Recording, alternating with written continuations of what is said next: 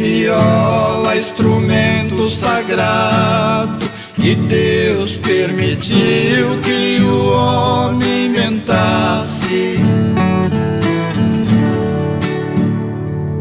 Viola é o encontro, é o abraço que une as pessoas de todas as classes. Viola é o traço de união, é o aperto de mão do burguês com plebeu.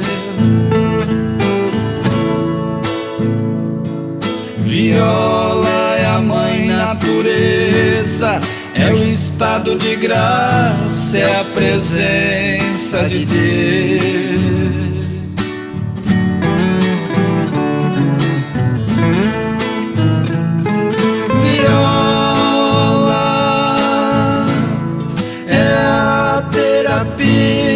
Que cura a paixão.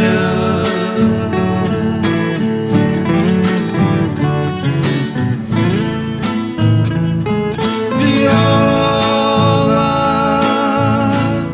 é a paz, a esperança, a reconciliação.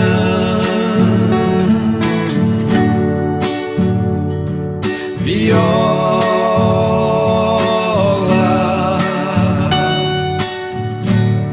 é a pura verdade que o mestre ensinou. As 10 cordas são ensinamentos dos 10 mandamentos que Deus nos deixou.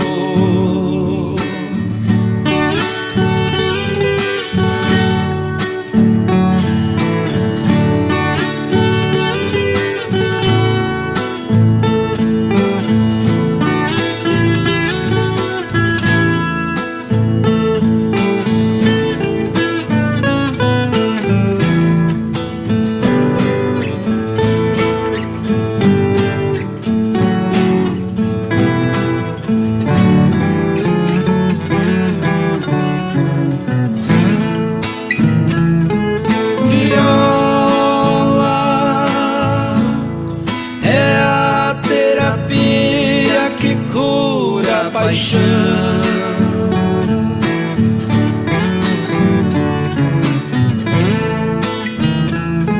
Viola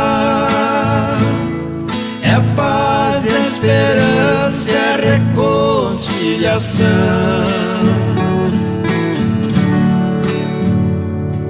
Viola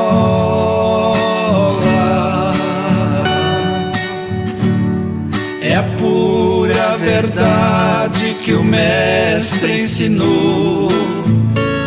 As 10 cordas são ensinamentos dos 10 mandamentos que Deus nos deixou. Viola